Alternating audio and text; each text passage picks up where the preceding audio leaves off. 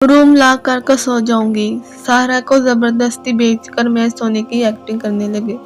सारा ने एकदम लाइट ऑन की और अपने कमरे में चली गई।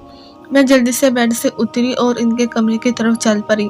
मेरे दिल की धड़कनें बहुत बेतरतीब थी और सहरा आमर का कमरा मुकम्मल रोशन था, जहां दरवाजे की जरी मेरे इंतजार कर रही थी। बाहर कमरा अंधेरा होने की वजह से बड़ी बेफिक्री थी। अंधेरे का मंजर मेरी तवक्कुल के एल मुताबिक था। अगले दिन मैं सोकर उठी तो रात का मंजर मेरे सामने हटा नहीं पा रहा था। दोनों एक दूसरे से बढ़कर एक दूसरे से प्यार करते थे, मगर इन सब में खुद कहाँ थी। मेरे शौहर सलीम एक आम से आदमी थे। ना उनसे मुझसे बहुत ज्यादा मोहब्बत की, ना कभी बहुत लाड निभाया। शौहर से कहा तो वो और गुस्सा करते, डांटे बहुत बार, हाथ उठाया। कई साल बाद सास के कहने पर मुझे हॉस्पिटल लेकर गए, जहाँ सब कुछ ठीक कहा जाता। मेरे सब टेस्ट और अल्ट्रासाउंड नॉर्मल था।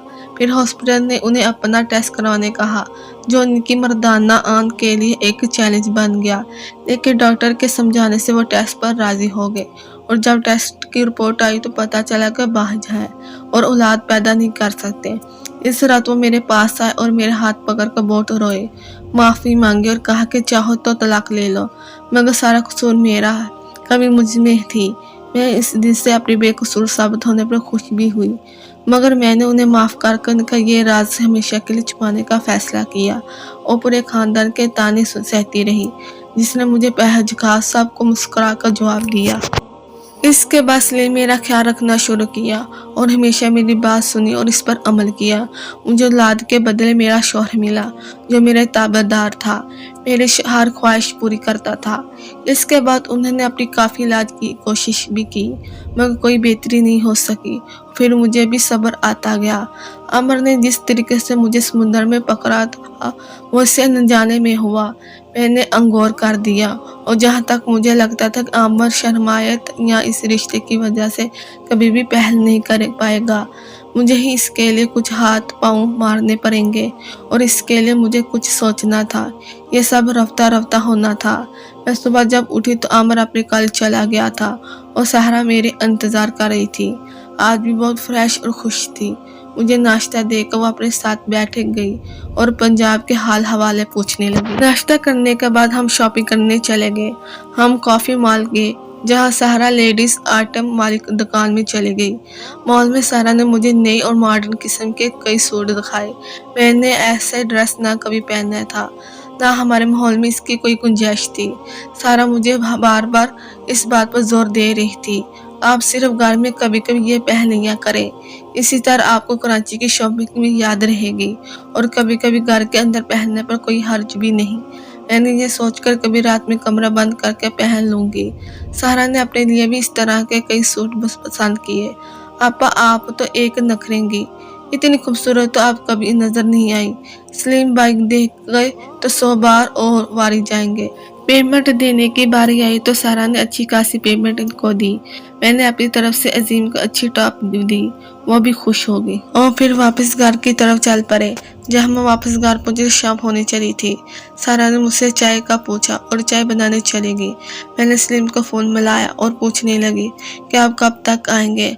उन्होंने बताया कि इनका काम तकरीबन ख़त्म है, कल तक वो अपने सारा कामों से फ्री हो रहे हैं और इसके बाद इनकी वापसी प्लान है। इनकी बात सुनकर मैं खामोश हो गई। आज से 1 हफ्ता पहले तक मैं कभी अपने शौहर से 2 दिन से ज़्यादा दूर नहीं रही। ये पहली बार था कि हम दूर हुए 4 दिन हो गए थे और मुझे इससे दूरी का एहसास भी नहीं था। दूसरा, कराची जैसे बड़े शहर हमेशा अजीब से गायब आते होती थी, लेकिन जब से कराची आई थी, इस शहर ने मुझे एक अजीब सी मोहब्बत दी थी। अब मेरे यहाँ से दिल जाने का नहीं कर रहा था, ऐसे जैसे मैं बचपन से इस शहर में रहती आई हूँ। अभी सोच में थी कि सारा चाय लेकर आ गई। मुझे सोच में देखकर पूछने लगी तो मैंने बताया कि इनके भाई कल आएंगे और शायद कल ही वापसी होगी। सारा मेरा हाथ पकड़ कर बोली, आपा फिक्र ना करें, सलीम भाई को आने दे, जब तक आपके जाने का दिल नहीं होगा मैं और अमर आप लोगों को जाने नहीं देंगे। मैंने सारा से अमर का पूछा। वो आमतौर पर शाम 5 बजे तक आ जाता है, लेकिन आज काफी देर लग रही है। सारा ने बताया कि आज उन्हें देर हो जाएगी। थोड़ी देर में सारा और मैं मेरे कमरे में आ गई। हम आज की शॉपिंग देखने लगे। मिक्स देखकर एक तो बार ये लगा कि शायद पैसे जाया हो गए। करीब 1 घंटे तक हम कपड़े देखते और फिर सारा ने फोन घर से खाना मंगवाया। इसके बाद हम कुछ देर वॉक करने चले गए। 10 बजे तक हम आए तो अभी तक अमर नहीं आया हुआ था। मैं सोने के लिए अपने रूम में आई। सारा फिर एक बार मुझे बोसा देकर कहने लगी कि आप रोजाना इसी तरह सलीम भाई के लिए तैयार हुआ करें। कुछ देर हम मजीद बातें करने लगे। सारा ने अपनी एक पायल भी मुझे लाकर पहना दी। एक छोटा सा लक्त शादी के बहुत सालों बाद आज खुद को इतना खूबसूरत देखकर दिल में एक अजीब सी खुशी थी। सारा ने मेरे कमरे की लाइट मद्दम की और सोने का कहा कर बाहर चली गई। मैंने सोने से पहले रात को उठना का सोचा। सारा भी आज पहले से काफी खूबसूरत लग रही थी। अमर के लिए ये बर्दाश्त करना मुश्किल होना था। इसे सोचने में मुझे नींद आ गई।